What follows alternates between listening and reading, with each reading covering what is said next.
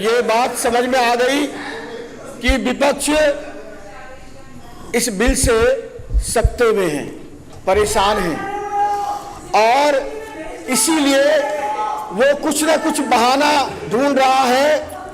देखिए, आप डिस्टर्ब मत करिए, आप एलओपी हैं, फिर हम भी करेंगे डिस्टर्ब। फिर आपको हम कह रहे हैं आप सकते में हैं और ये बात अध्यक्ष जी ने आपके प्रति उदारता क्या दिखाई, अध्यक्ष जी ने आपके प्रति उदारता क्या दिखाई,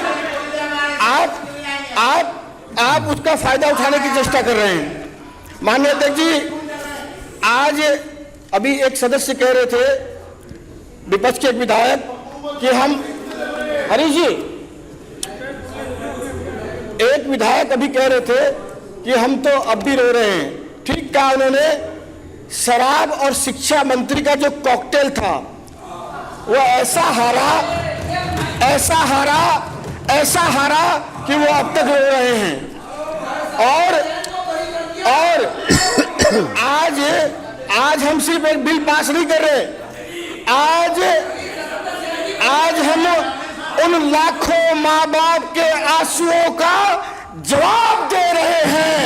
ये सिर्फ एक बिल नहीं है, ये लाखों माँ बाप के आंखों के आंसू पोंछने का काम माननीय रेखा गुप्ता जी की सरकार कर रही है।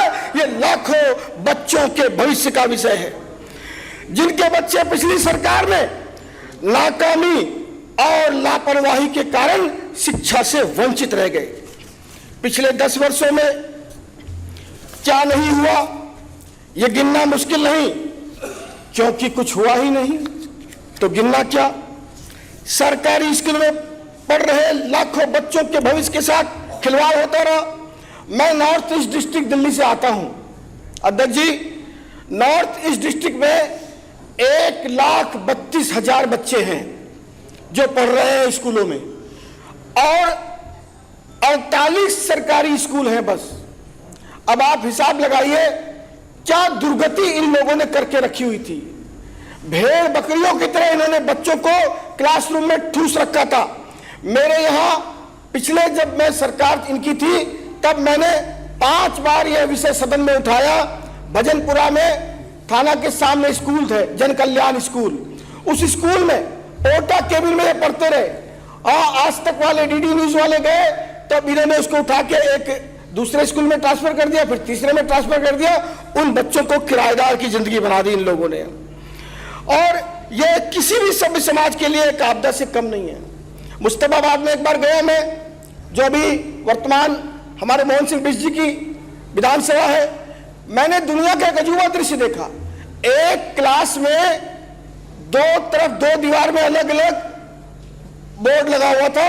आधे बच्चे को मुंह इस तरफ, आधे बच्चों का मुंह उस तरफ, पार्टीशन भी नहीं था और बच्चे दोनों क्लास में पढ़ रहे हैं। क्या दुर्गति आपने करा दी, जबकि शिक्षा के नाम पर आप पूरी दुनिया में ढोल पीटते रहे, सिर्फ विज्ञापन में स्कूल बनाते रहे और विज्ञापन में शिक्षा के नाम पर अपनी मार्केटिंग बेचते रहे। बच्चों को 2-2 घंटों के शिफ्ट में ट्रांसफर कर दिया, अल्टरनेट डेज में ट्रांसफर कर दिया और फिर कहते हैं हम वर्ल्ड क्लास शिक्षा वाले हैं। ऐसी शिक्षा आप लोगों को दिल्ली वालों ने दी कि आपको अगले कई दशकों तक याद आएगी, अगले कई दशकों तक याद आएगी। हकीकत में गरीब और मध्यम वर्गीय परिवार का बच्चा प्राइवेट स्कूलों के गेट पर धक्के खाता था। एडमिशन के नाम पर शोषण, खुला शोषण, फीस के नाम पर लूट की खुली छूट और शिकायत करने पर बच्चों को टारगेट किया जाता था। मैं तो धन्यवाद देता हूं मंत्री जी, मैं देख रहा था 16 नंबर पॉइंट पर कि अब किसी बच्चे को अगर टारगेट किया गया तो स्कूल को 50,000 रुपया जुर्माना देना पड़ेगा पर स्टूडेंट पर केस के हिसाब से। माननीय अध्यक्ष महोदय,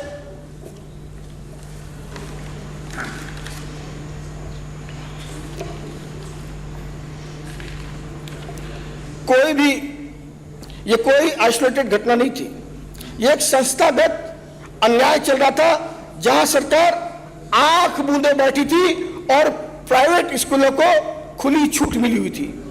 एक ही साल में 3-3 बार फीस बढ़ाई गई। अब तो मैं धन्यवाद दूंगा आदरणीय रेखा गुप्ता जी को और आदरणीय आशीष जी को, जिन्होंने इसमें तय कर दिया कि फीस सिर्फ 3 साल में एक बार ही बढ़ाई जाएगी। यह दिल्ली के बच्चों के भविष्य के लिए एक अच्छा कदम है। और माँ बाप की जेब से पैसा निकाला गया, किसी की कोई जवाबदेही नहीं। माँ बाप जब स्कूल प्रशासन से सवाल पूछते थे तो जवाब नहीं, धमकी मिलती थी। और आर्थिक शोषण सिर्फ नहीं था, ये मानसिक उत्पीड़न भी करते थे और सरकार उसमें अपनी सहभागिता कर रही थी। लेकिन आज का दिन ये शिक्षा क्रांति का, बदलाव का प्रतीक का दिन है, जो ये बिल हम सदन में लेकर के आए।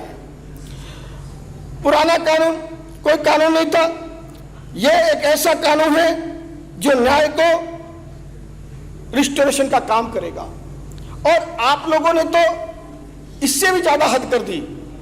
मुझे याद है ये कोविड काल में, क्योंकि शिक्षा मंत्री, अध्यक्ष जी 2-3 मिनट तो इसमें से फालतू आ रहे हैं क्योंकि वो पहले इसमें हर्डल्स में हो गए, इसलिए ज्यादा आ रहे हैं। उनको मैंने काउंट कर लिया जी, मतलब उनको डिलीट करके घंटी बजेगी। शराब और शिक्षा का ऐसा कॉकटेल था कि जय भी मुख्यमंत्री प्रतिभा विकास योजना में 145 करोड़ दलित बच्चों का पैसा खा गई है। फर्जी एडमिशन, फर्जी नाम से बिलिंग, दलित, गरीब, पिछड़े, वंचित लोगों की ये आम आदमी पार्टी की सरकार ने दारू के ठेके घोटालों की तरह, जैसे पहले क्लासरूम का घोटाला किया शिक्षा में, इन्होंने गरीब बच्चों के पैसे खा गए। 35-35 लाख में क्लासरूम बन रहे थे इनके, इनको शर्म नहीं आई। और अब तो एसीबी जांच कर रही है। अभी तो अरे छोड़िए, आपके मंत्री जेल गए थे, अभी दोबारा जेल जाने की तैयारी है। और वो भी कितने असंवेदनशील थे आप। कोविड काल में जब दुनिया सांसों से लड़ रही थी, तब आप दारू का भ्रष्टाचार कर रहे थे, दलित बच्चों के पैसों से आप खिलवाड़ कर रहे थे 145 करोड़ का। शर्म नहीं आई आपको? इसीलिए दिल्ली की जनता ने आपको बाहर बैठाने का काम किया है। कोविड काल में भ्रष्टाचार का षड्यंत्र करती आपकी सरकार कट्टर भ्रष्ट और बेईमान सरकार थी।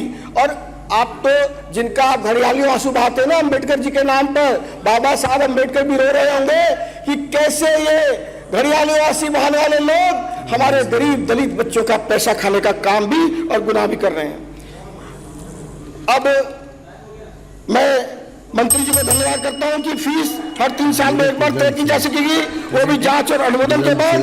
अब स्कूल की ऑडिट रिपोर्ट, खर्चे का पूरा विवरण सार्वजनिक करना अनिवार्य होगा। सबसे क्रांतिकारी बात यह है कि डिस्ट्रिक्ट फी अपील कमेटी और रिवीजन कमेटी बनाई जा रही है और उन्हें सिविल कोड जैसी शक्तियां दी गई हैं।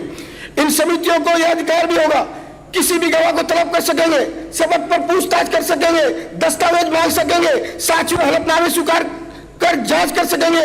और सीधी भाषा में कहूं तो अब ये समितियां पूरी कानूनी ताकत के साथ काम करेंगी ताकि किसी भी स्कूल की मनमानी पर तुरंत और निर्णायक कार्रवाई हो सके। मैं इस बिल का आदरणीय आशीष सूद जी जो शिक्षा मंत्री है उनका धन्यवाद भी करता हूं। आदरणीय मुख्यमंत्री रेखा गुप्ता जी के मार्गदर्शन में जो शिक्षा बिल आया है इसका पूरा समर्थन करता हूं। यह बिल दिल्ली के बच्चों, अभिभावकों और ईमानदार शिक्षकों की जीत है, दिल्ली वालों की। धन्यवाद।